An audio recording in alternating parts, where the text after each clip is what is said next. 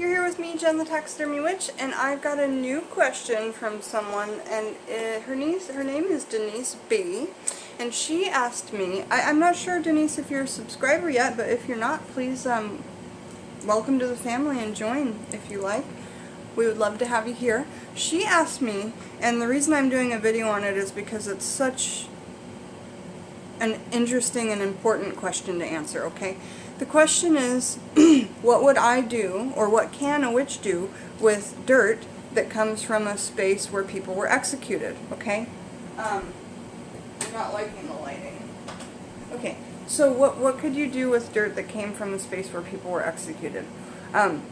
So for me, the first thing that I would say is be careful, okay? There are so many and multiple spirits and energies that can be attached to that dirt. When someone dies in a way like that, and a lot of the times execution points were not justified executions, remember? The court systems were so nuts back then, it was like, you know, let's say witches in particular.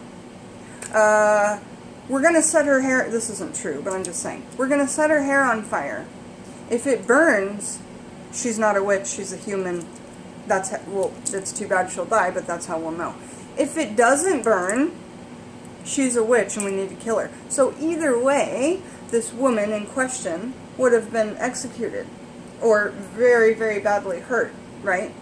Or if it's like, I mean, they had all kinds of methods like that, and that's not an exact method, but I'm just making something up for you. I have to do my hair, it is driving me nuts. So basically, you know, when you're killed in a way like that, that is so awful or embarrassing or whatever, because even if it was justified, not that it is ever to kill someone, but even if, you know, you were wrong in the crime and it was an actual crime that you did and all that, and you were executed for it, there could still really be some negative energies attached to it, and a lot of the spirits don't leave right away, right? A lot of spirits hang around for a while. And as far as I understand, they can hang around for as long as they like, you know, their human life is done, and now, okay? So, what could you use it for, alright? So let's say you've gotten past that point where you're like, you've done your meditations to ask your guides if this is safe to use. You've listened to your intuition, because that's going to be a big deal, especially when you're taking the dirt. When you're taking the dirt, you want to ask as well, okay? Just like any dirt. Because remember, this, in a sense, is these people's graveyard dirt or cemetery dirt.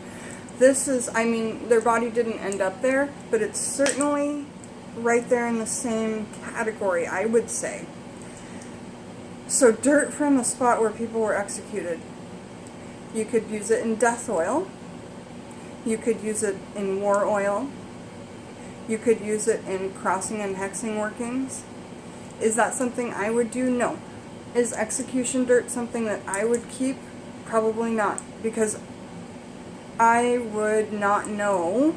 As a witch this young, and I've only been calling myself a witch for about 3 years now out loud, but doing witchcraft for longer than that. At this point, I don't feel like I have enough knowledge and understanding of that ingredient to use it myself, okay?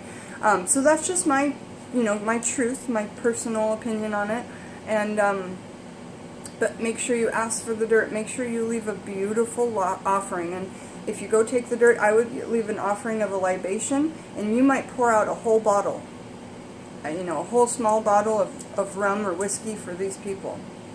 But you need to do something before you take that dirt, or else you could have horrible things follow you home. I would cover my head when I went out there to harvest it.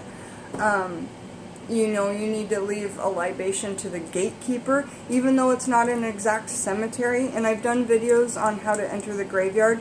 Just search Taxidermy Witch Graveyard, and 5 or 6 videos will pop up. I suggest you watch all of them if you can. It's about 2 hours or a little more worth of information. I read a full chapter out of Star Casas's old style conjure book, all on the graveyard. I have a different book by Hoodoo Senway Say, and it's called Working Conjure, I believe, and it has a whole chapter on the graveyard, which I haven't done online yet, but I'm going to be adding to my Hoodoo in Bed series.